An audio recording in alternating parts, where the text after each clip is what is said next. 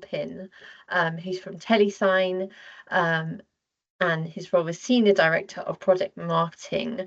They'll be in DC next week for the event Identity Week America. We're really looking forward to welcoming them there. Seth, it's great to connect with you today. Could you just take us through Telesign's company history and milestones? How long you've been in the space of, identity verification, APIs. You cover all these grounds of fraud detection and the threats out there to do with fraud. How do you tackle them?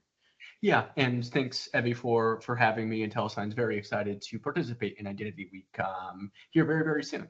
So Telesign, we were founded in 2005. We're headquartered in Marina Del Rey, California.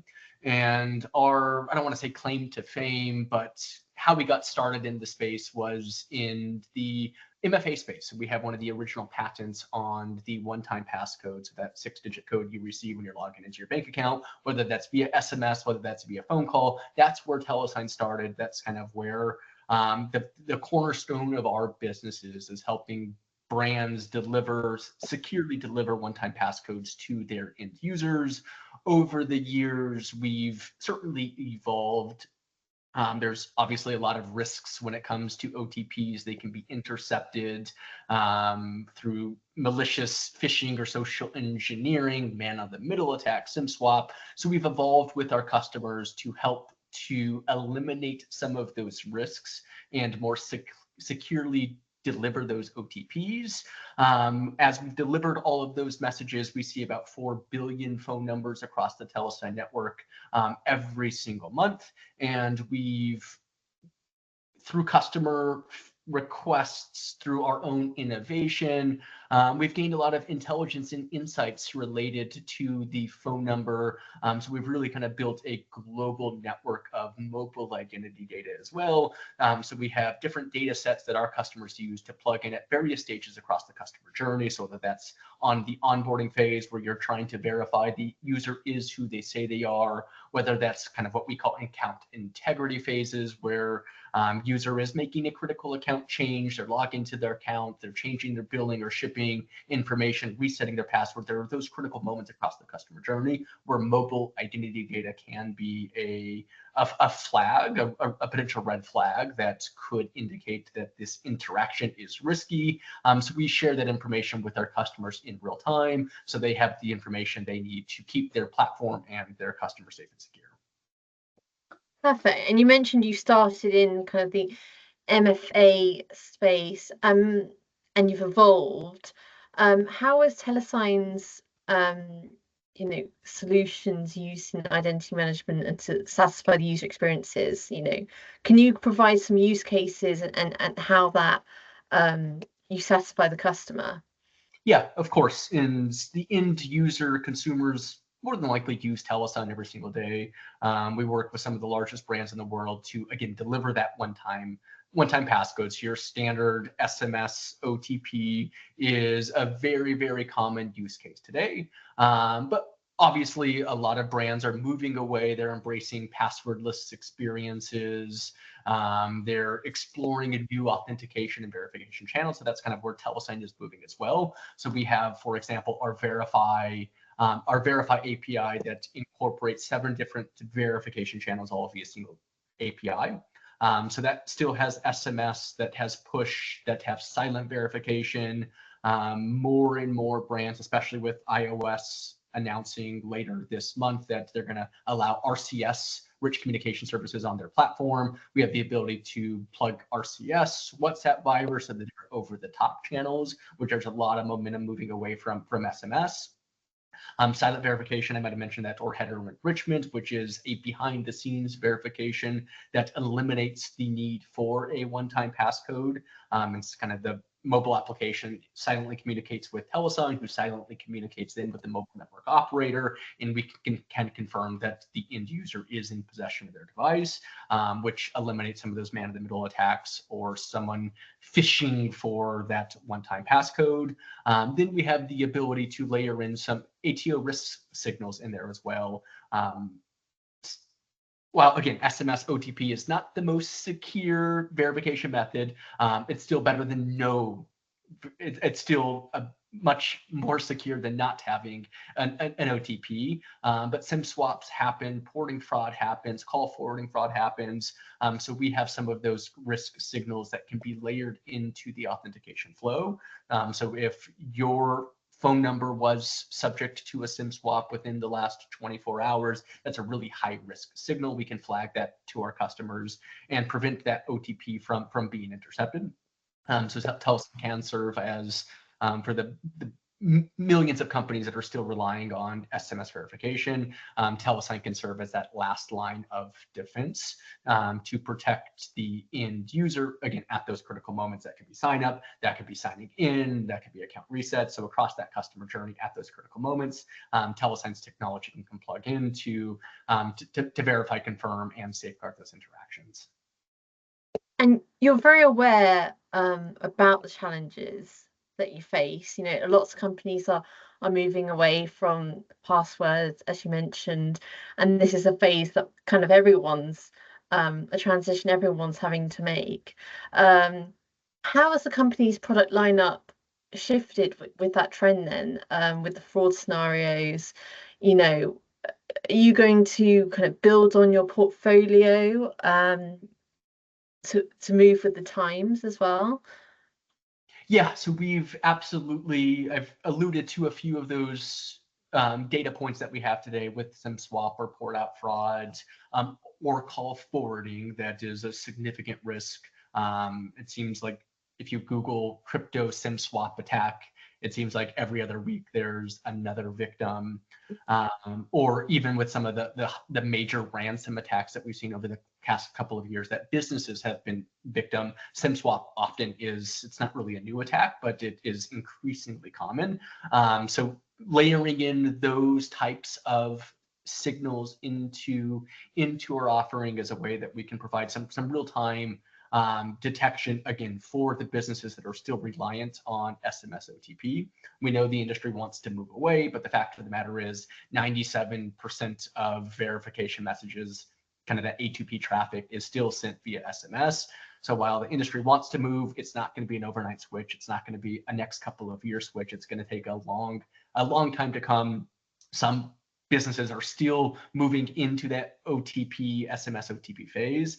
So we have a long ways to go before we get to a passwordless experience, before we can truly embrace passkeys or FIDO 2.0, some of the new emerging technologies. So Telesign wants to help brands today with these challenges. So we have the different risk signals. We also have silent verification, which eliminates the need. So this is integrated into our omnichannel verification API. So it eliminates the need to send that OTP. So silently behind the scenes,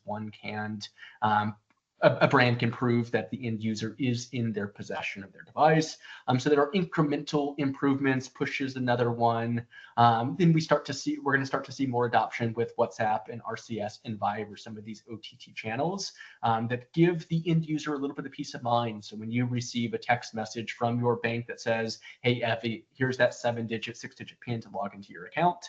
Normally, that's a short code, a random 6-digit code. You don't really know. You, the end user, don't really know if that's your bank sending you the message.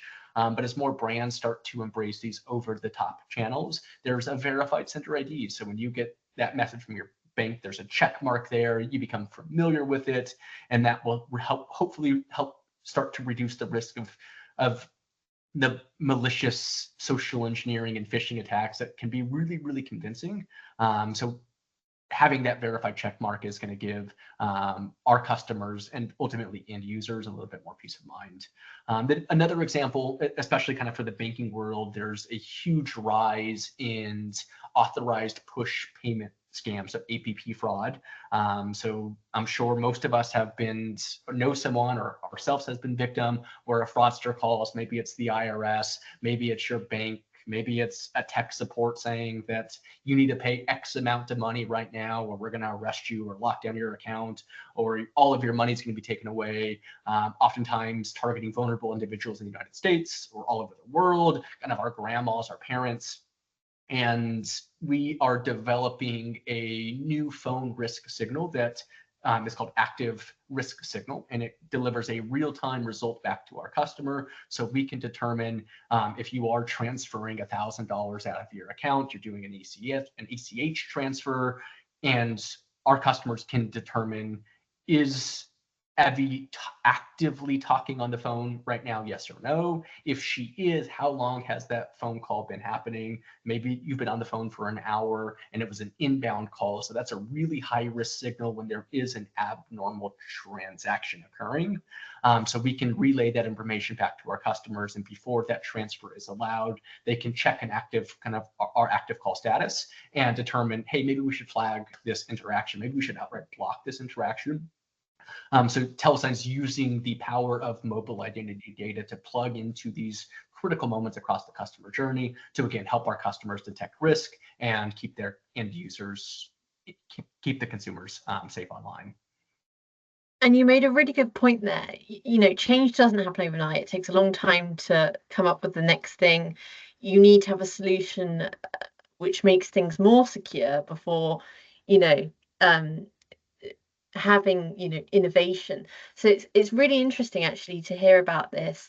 How are fraudsters leveraging SMS, unfortunately, to commit fraud? Can you give us an idea of the challenges that you're still facing? Yeah, and that's a long-winded, or has the potential, I guess, to be a long-winded answer, because there are a number of different attack vectors that fraudsters are using to exploit SMS and voice as well. Communications fraud is a larger bucket there. I've alluded to a few. So the social engineering and the phishing attacks that you receive, it's really easy for a fraudster to go and register a number, whether that's a 10-digit number, whether that's a short code, or whether that's just going online and getting a free VoIP number. It's really easy for a fraudster to possess a phone number, increasingly easy to spoof a phone number as well. So you can get a random phone call, looks like your bank account, you Google the phone number, it says it's from whatever your bank is, but fraudsters can spoof a phone number and impersonate your bank. So that's kind of top of mind for a lot of our customers today. Another fraud doesn't really impact consumers as much, but definitely impacts the businesses and institutions out there, is SMS pumping.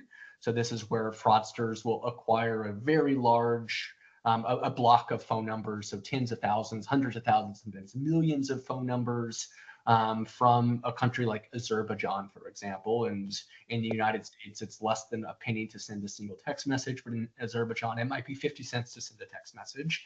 And they're working with some of these, some of the mobile network operators, with aggregators, with the regulator that is giving out these phone numbers, but in cahoots with someone behind the scenes, and fraudsters will orchestrate a bot-driven attack and attack your sign-up form, triggering hundreds of thousands of text messages to be sent out. And again, what normally costs less than a penny now costs 50 cents. Fraudsters working behind the scenes, they take a cut of that 50 cent per message. The regulator or whoever's helping to co-conspirate and commit this fraud is also taking a piece of that. And businesses can sometimes have a $50,000 charge from their CPaaS provider if these messages go in. So Telesign has detected we've built a machine learning model that assesses the risk in real time. So before sending that one-time passcode, we can look at the number range, we can look at the location of the phone number, we can look at historical behavior over the last 90 days to provide a snapshot in time and help our customers answer the real-time question is this phone number at a higher risk, yes or no? And if the answer is yes, depending on our customer's risk threshold, they can block that transaction from happening.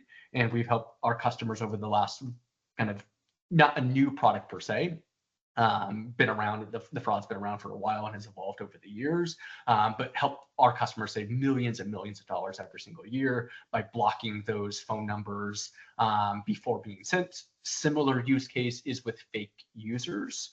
So signing up for an account, creating tens of thousands of fake accounts. Maybe you're exploiting promotion abuses. Maybe you're downloading a food delivery app and getting your first order for free. That's promotion abuse. Retailers lose about 1% of revenue every single year to promotion abuse. So detecting some of those higher risk users, preventing them from creating an account, Telesign has phone number intelligence to understand the risk of that phone number and giving our customers some data-driven decisions so they know when to block a phone number, when to allow a phone number to keep their platform kind of maintain the integrity of their platform, keeping their end user safe. So there's a lot of different ways that fraudsters are exploiting SMS, and Telesign's delivering the real-time insights, real-time intelligence associated with the phone number to empower our customers to make smarter risk-based decisions about how they allow or block those phone-centric interactions. Great. You're empowering the customer, and they have to take responsibility as well for kind of encountering fraud. So that's brilliant. We look forward to meeting you next week. Yeah, look forward to meeting you there, and hope you have a great show. Yeah, thanks so much, Abby. I appreciate your time and looking forward to meeting you as well.